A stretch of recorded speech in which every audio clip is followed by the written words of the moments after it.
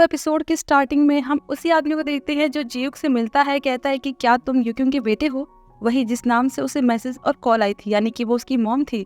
पर वो मना करता है कि तुम्हें शायद गलतफहमी हो गई है, मेरी मॉम का नाम किम क्यूम है, वो उसकी दादी थी और वो तो 8 साल पहले ही गुजर चुकी है, ये कहकर जाने लगता है। तो वो आदमी उसे उसकी मॉम की फोटो दिखाकर पूछता है कि अब बताओ कि तुम इनके ही बेटे हो ना। कहता है कि अगर कनाडा में तुम्हारी मॉम की फैमिली को तुम्हारे होने के बारे में पता चल जाएगा तो क्या होगा। तो वो पूछता है कि तुम आखिर हो कौन। वो कहता है कि ये मायने नहीं रखता, तुम्हारे लिए जरूरी है कि तुम इस फैमिली की रेपुटेशन को बर्बाद होने से बचाने के लिए क्या कर सकते हो। वो कहता है जो मुझे छोड़कर बहुत पहले ही चली गई थी, मैं उसकी चिंता क्यों करूंगा, मुझे इससे क्या क्यों, खुश हो या ना हो। और फिर जाने लगता है। लेकिन वो कहता है कि ठीक है, फिर देखते हैं कि तुम्हें कितनी चिंता है। वो पूछता है कि तुम आखिर ये सब क्यों कर रहे हो, तुम्हें मुझसे क्या चाहिए। तब वो कहता है कि मुझे ये चाहिए कि तुम खुद भी एजुकेशन ज्वाइन कर लो। ये सुनकर तो वो बहुत ज्यादा चौंक जाता है। जियो ये नहीं करना चाहता था, लेकिन उसने अपनी दादी से प्रॉमिस किया था कि वो अपनी वजह से अपनी मॉम को परेशान नहीं होने देगा, इसीलिए उसे उसकी बात माननी पड़ती है और इसीलिए ही वो कुल पे एजुकेशन में पहुंच जाता है। पर उसे समझ नहीं आया था कि आखिर यही कंपनी क्यों और इसमें ही जॉब करने को क्यों कहा गया। फिर वहाँ आते ही जब उसने सोनी को देखा तो बहुत ज्यादा खुश होता है। उससे कहता है कि मैंने तुम्हें बहुत मिस किया। उसने सोनी की मॉम से भी कोई प्रॉमिस किया था और सोनी भी उसे देखकर बहुत ज्यादा चौंक जाती है। पूछती है कि तुम यहाँ पर क्या कर रहे हो, कहीं जो मैं सोच रही हूँ वो तो नहीं है ना। तभी येरिन आवाज देती है कि तुम जॉब के लिए आए हो ना, तो ऑडिटोरियम में चले जाओ। तो उसका आई कार्ड देखकर सोनी को पता चल जाता है कि ये यहाँ पर जॉब करने के लिए आया है। फिर जब जियुक जाने लगता है तो येरिन उसे नोटिस करती है और सोनी के पास आती है। कहती है कि मुझे किसी काम से जाना है, तो आपको नए ट्रेनीज को कंपनी में इंट्रोड्यूस करना होगा। फिर कहने लगती है कि ये जो अभी नया ट्रेनीज गया ना, वो तुम्हारे हस्बैंड की तरह दिखता है। सोनी तो डरने लगती है कि कहीं इसे पता तो नहीं चल गया। पर वो कहती है कि तुम्हारा हस्बैंड तो कनाडा में है ना, वरना मैं तो इसे ही समझ लेती, दोनों जुड़वा हुए लगते हैं। सोनी हंसते हुए कहती है कि अरे मेरा हस्बैंड तो इससे ज्यादा हैंडसम है।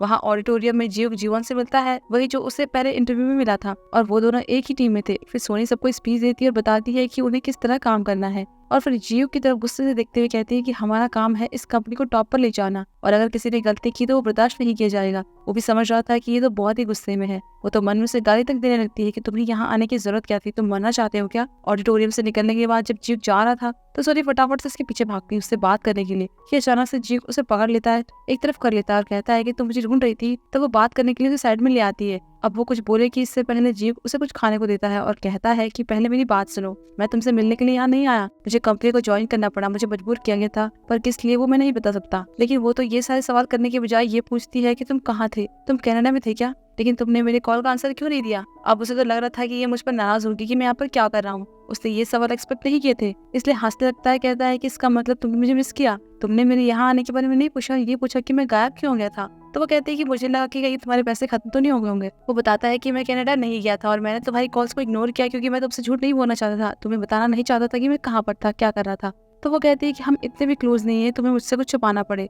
तो वो कहता है कि फिर तुम्हें भी कुछ फर्क नहीं पड़ना चाहिए कि मैं कहाँ पर था, क्या कर रहा था। वो कहती है कि मुझे फर्क नहीं पड़ता, लेकिन तुम्हारी वजह से अब मुझे प्रॉब्लम होने वाली है, किसी ने अगर तुम्हें पहचान लिया तो क्या होगा। वो कहता है मुझे कोई नहीं पहचान पाएगा क्योंकि उन्होंने मुझे बस शादी में देखा है। वो कहती है कि अगर फिर भी पकड़े गए तो क्या होगा। अब इस बात का तो उसके पास कोई जवाब नहीं था। कहता है कि फिर पता नहीं हम क्या करेंगे। तब सोनी गुस्से में कहती है कि अगर तुम पकड़े गए ना तो मैं एक असली सेरेमनी करूंगी तुम्हारे फ्यूनरल की, समझे। और गुस्से में उसके बाल बिगाड़ देती है, उसका हेयर स्टाइल चेंज कर देती है। अब ऐसे में तो शायद ही कोई उसे पहचानेगा। इसके बाद हाजुन और जायन को दिखाया जाता है। वो रेस्टोरेंट आए हुए थे, तब हाजुन उसे कहता है कि तुम्हारी पसंद अभी तक नहीं बदली ना। वो चौंक जाती है कि उसे अब तक याद है। वो कहता है हाई स्कूल में भी तुम्हें यही खाना पसंद था, इतना कि इसके लिए तुम स्कूल से बंक मारकर भाग जाती थी, तुम अब तक इससे बोर नहीं होती हो। तो वो कहती है कि नहीं, मैं वैसे जल्दी से किससे बोर नहीं होती हूँ, ना खाने से ना लोगों से, लेकिन राइटिंग से उब गई हूँ। तो वो कहता है कि अगर तुम राइटिंग करके थक जाओ ना तो मेरे पास आना, मैं तुम्हें यही खाना खिलाऊंगा। फिर कहता है कि नहीं, मैं रोज इसे नहीं खा सकता, तो कुछ और खाने को बोलता है कि उसे खाने से मेरे साथ कुछ अच्छा होता है। अब ये सुनकर तो जायन को एक स्टोरी के लिए सीन मिल जाता है, तो वो उसे नोट कर लेती है। वो पूछता है कि तुम क्या लिख रही हो। वो बताती है कि मैं अपनी स्टोरी के लिए लिख रही हूँ। तब वो कहता है कि ये तो बहुत अच्छा है और ये आइडिया मैंने दिया है, इसलिए जब पब्लिश करोगी ना तो मुझे दिखाना। तभी उसे गायों का फोन आता है। पूछता है कि तुम आज किससे मिलने वाले थे। वो बताता है कि मेरी फ्रेंड है हाई स्कूल की, वो एक राइटर है, जबकि गायू पास से ही उन पर नजर रख रहा था। फिर पूछता है कि क्या तुम उसके क्लोज हो।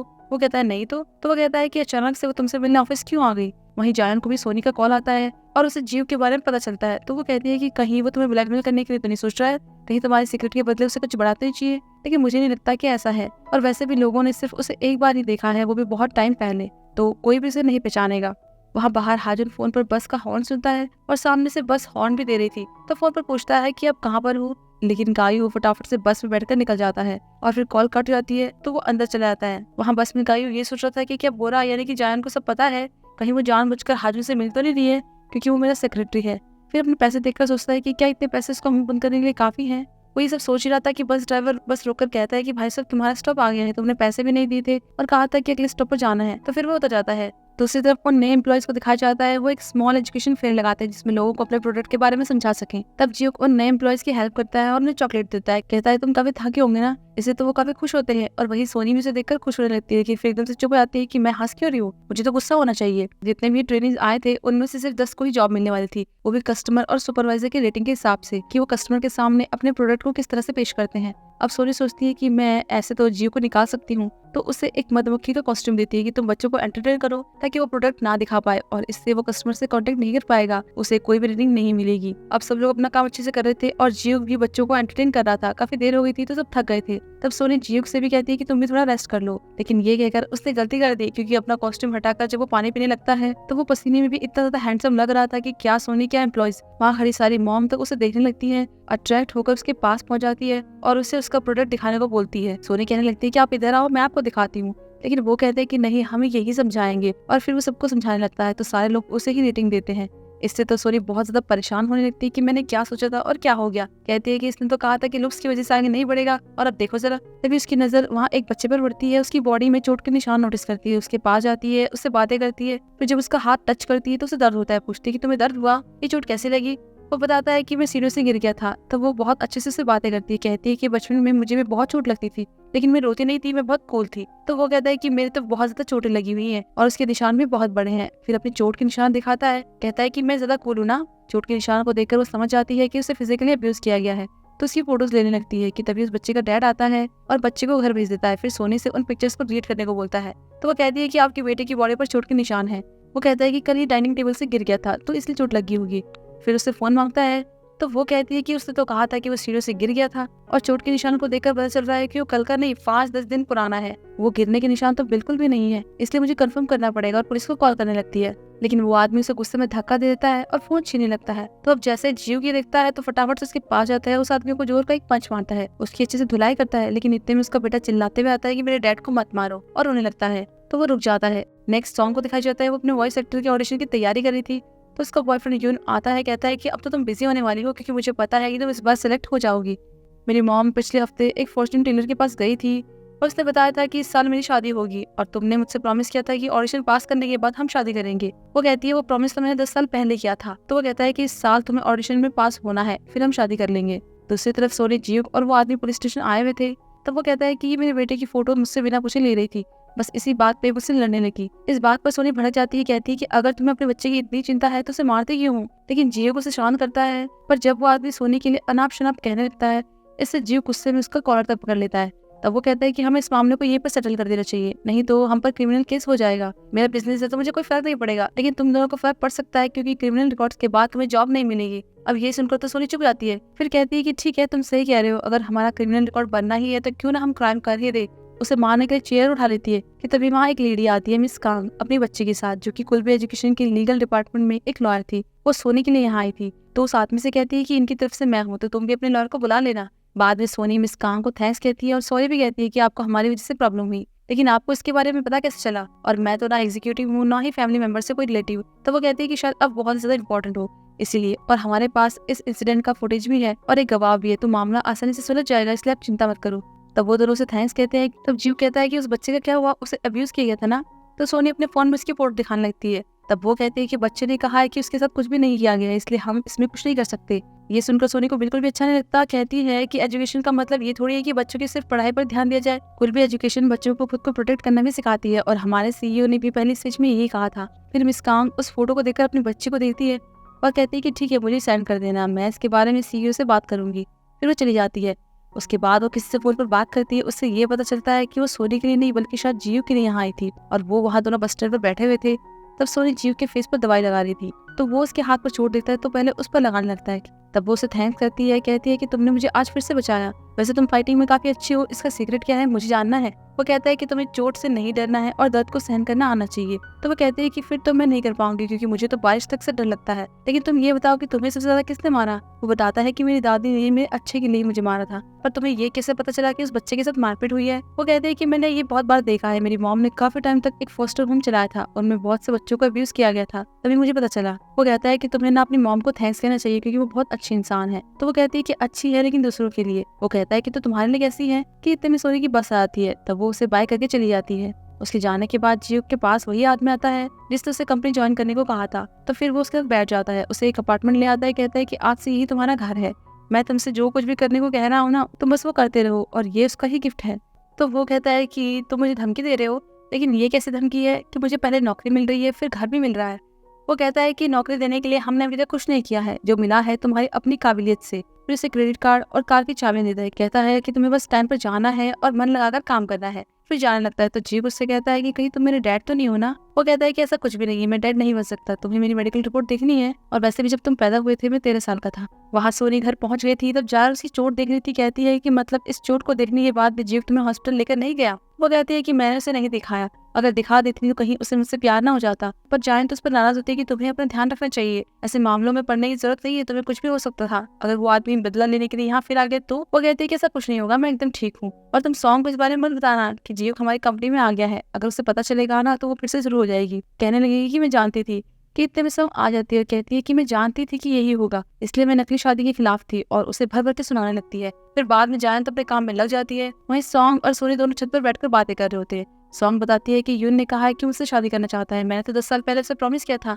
अब मेरा ऐसा कोई इरादा नहीं है, मैं शादी नहीं करना चाहती हूँ। वो उसे छोड़ना भी नहीं चाहती थी और उससे शादी भी नहीं करना चाहती थी। तो सोनी कहती है कि तुम्हें शादी करनी चाहिए, अगर वो चाहता है तो कर लो, सेटल हो जाओ। सॉन्ग उसकी और जियो की शादी की फोटो लेकर आई थी जो कि यून ने प्रेजेंट में दी थी। कहती है इसे लिविंग रूम में लगा देना क्योंकि तुमने उसे मिस किया। वो कहती है मैंने कब मिस किया। तो वो कहती है कि जब तुम उसकी बिल्ली को खाना खिला रही थी तब तुम कितना कंप्लेंट करती थी कि ना मुझे उसकी बिल्ली दिखती है ना उसका मालिक दिखता है, और तुम्हें उसकी बिल्ली से ज्यादा जीव को देखने की इच्छा थी। तो वो कहती है कि ऐसा कुछ भी नहीं है, और फोटो को ले जाकर स्टोर में रख देती है, लेकिन दरवाजे को जोर से पटक कर बंद कर दी जाती है।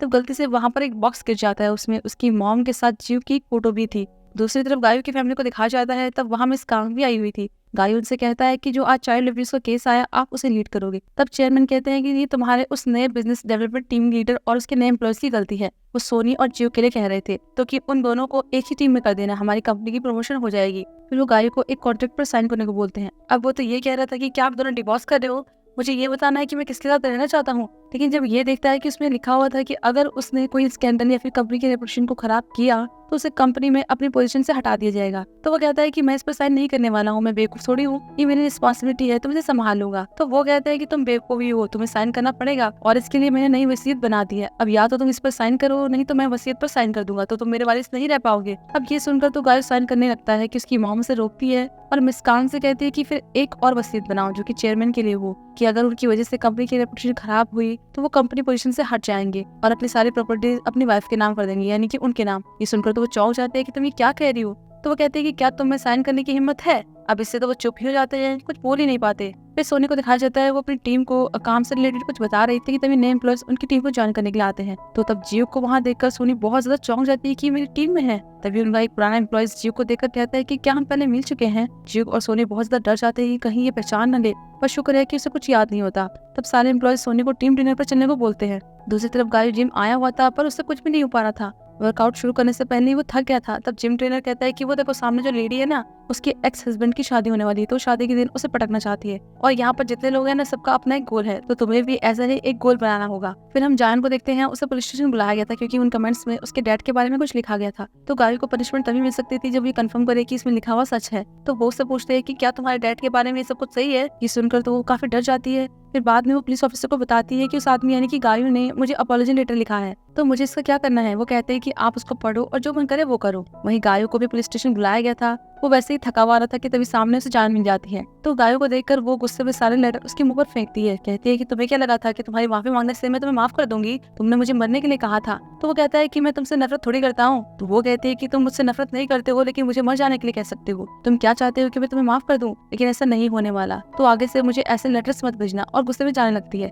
तो वो कहता है कि ठीक है, तुम्हें जैसा भी ठीक लगे, पर मैंने उस लेटर में जो भी लिखा अपने दिल से लिखा था, मुझे अपने किए पर पछतावा है और मैं दिल से माफी मांगना चाहता हूँ। तो वो कहती है कि अच्छा, तुम दिल से माफी मांगना चाहते हो? तो वो कहता है कि हाँ, तुम्हें यकीन दिलाने के लिए मैं क्या कर सकता हूँ, अगर कुछ कर सकता हूँ तो बताओ। तो वो कहते हैं कि ठीक है, फिर मर जाओ। तुमने मुझे 100 अलग अलग कमेंट्स में मरने के लिए कहा था, मैंने उतनी बार सोचा कि क्या मुझे मर जाना चाहिए, क्या मैं मरना डिजर्व करती हूँ, तो अब तुम्हें सोचना चाहिए कि क्या तुम मरना डिजर्व नहीं करते। फिर गुस्से में चली जाती है। तो गायू उन पेपर्स को उठाते हुए रोड के बीच में आ जाता है कि तभी एक ट्रक उसकी तरफ तेजी से आने लगता है। ये देखकर जान तो बहुत ज्यादा डर जाती है और वहीं पर बेहोश जाती है और वहाँ वो ट्रक रुक जाता है। तब अचानक से गायू की नजर जान पर पड़ती है, देखता है कि वो तो बेहोश हो रखी थी। तो भागते हुए उसके पास आता है, उसे उठाने की कोशिश करता है पर वो उठती नहीं, तो उसे गोद में उठा लेता है और दौड़ते हुए उसे हॉस्पिटल के लिए ले जाने लगता है। इसी तरह सोनी अपने एम्प्लॉयज के साथ डिनर पर आई हुई थी और गाना गा रहे थे, सब एकदम नशे में थे और बहुत ज्यादा एंजॉय कर रहे थे। फिर बाद में जब जीव और वो अकेले होते हैं तो जीव उससे कहता है कि क्या तुम ऐसे ही इतनी ड्रिंक करती हो? तो वो कहती है कि सारी गलती तुम्हारी है, तुम्हें भुलाने के लिए ही मैं ड्रिंक कर रही हूँ। तो वो कहता है कि तुम इतनी परेशान क्यों हो? अभी तक मुझे किसी ने पहचाना नहीं है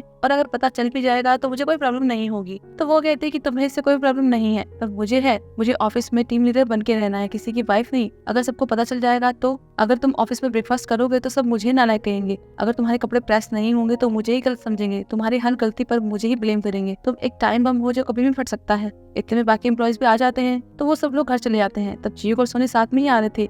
जीव समझ रहा था कि मेरी वजह से इसे कितनी ज्यादा परेशानी हो रही है और हो सकती है, तो उसे कहता है कि मुझे माफ करना, मैंने तुम्हारे बारे में नहीं सोचा कि मेरी वजह से तुम्हें कितनी प्रॉब्लम हो सकती है, लेकिन जो भी हो मैं तुमसे दोबारा मिलकर बहुत खुश हुआ। वो इतना कुछ बोल रहा था पर सोनी कोई रिस्पांस नहीं देती क्योंकि वो तो सो रही थी। तो वो उसका सिर अपने कंधे पर रख लेता ताकि उसे सोने में कोई प्रॉब्लम ना हो और ड्राइवर से भी कहता है कि गाड़ी आराम से चलाना। थोड़ी देर बाद सोनी का घर आ जाता है, वो उठ चुकी थी। फिर वो निकलने लगती है और उससे कहती है कि तुम इसी से अपने घर चले जाना, लेकिन वो भी इसके साथ बाहर निकल जाता है और कहता है कि मैं तुम्हें तुम्हारे घर तक छोड़ कर आऊंगा। उसके साथ आने लगता है तभी वो देखते हैं कि कोई घर के बाहर बैठा हुआ था। सोनी को याद आता है कि जायन ने कहा था कि अगर वो आदमी गुस्से में तुमसे बदला लेने के लिए घर आएगा तो क्या करोगी। वो डर जाती है कि कहीं वही तो नहीं है, लेकिन वो तो यूं निकलता है, वो भी एकदम नशे में। सोने से उठाने लगती है लेकिन जीव उसका फोन निकालकर उसकी वाइफ येरिन को कॉल करने लगता है। तो वो मना करती है कि उसे इस बारे में मत बताना। तो वो कहता है कि उसकी वाइफ को ये जानने का हक है कि उसका हस्बैंड नशे में अपनी एक्स गर्लफ्रेंड के घर के बाहर आया हुआ है और अगर ऐसा बार बार करेगा तो इसकी आदत बन जाएगी, इसलिए यहीं पर सब ये खत्म कर दो। तो वो कहते हैं कि इसे नशे में कुछ भी याद नहीं रहता, ये सब भूल जाएगा और मैं नहीं चाहती कि कोई ड्रामा हो। तो वो कहता है कि क्या तुम अभी भी इसे पसंद करती हो? वो कहती है तुम्हें जो समझना है समझो, मुझे फर्क नहीं पड़ता, ये सब मेरी फीलिंग्स है, मुझे तुम्हें बताने की जरूरत नहीं है, इस प्रॉब्लम को मैं खुद हैंडल कर लूंगी, तो तुम्हें जाना चाहिए। इतना सुनने के बाद वो चला ही जाता है। तो सोनी उसे उठाने की बहुत कोशिश करती है पर वो उठता ही नहीं, लेकिन जीव वापस आता है और उसे अपनी पीठ पर उठाकर उसे कैब में बिठाकर घर भेज देता है। अगले दिन सब ऑफिस आते हैं, सबको हैंगओवर अब तक उतरा ही नहीं था। वहीं सॉन्ग भी ऑफिस आ गई थी कि येरिन उससे अपने साथ कहीं चलने को बोलती है। वहीं उसकी टीम सोच रही थी कि उन्होंने छुट्टी का तो बताया नहीं, तो अब तक वो आई क्यों नहीं है। इसलिए जीव को उसे फोन करने के लिए जाता है कि उसका वही कलीग जीवन उसके पास आता है और कहता है कि तुम्हें उन्हें कॉल करने की जरूरत नहीं है क्योंकि वो अभी कॉल नहीं उठाएंगी, और बताता है कि मैंने कल तुम्हारी बातें सुन ली थी इसलिए मैंने उनकी रिपोर्ट कर दी है।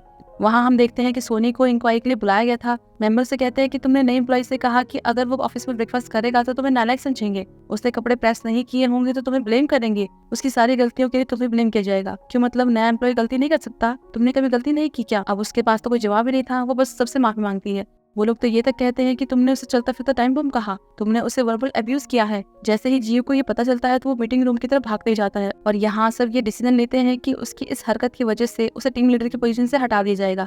कि तभी जीव अचानक से अंदर आता है। वो पूछते हैं तुम कौन हो और अंदर ऐसे कैसे आ गए? तो वो बताता है कि मैं उस नए बिजनेस डेवलपमेंट टीम का न्यू एम्प्लॉय जीव हूँ। तब वो कहते हैं कि हम तुमसे बाद में पूछताछ करेंगे, तुम बाहर जाओ। पर वो सोनी के पास आता है, उसका हाथ पकड़ता है और कहता है कि मैं विक्टिम नहीं हूँ, मैं मैनेजर सोनी का हस्बैंड हूँ। और यहाँ पर एक इंटरेस्टिंग मोड पर ये एपिसोड खत्म होता है। तो फिर हम जल्दी मिलते हैं अगले एपिसोड में।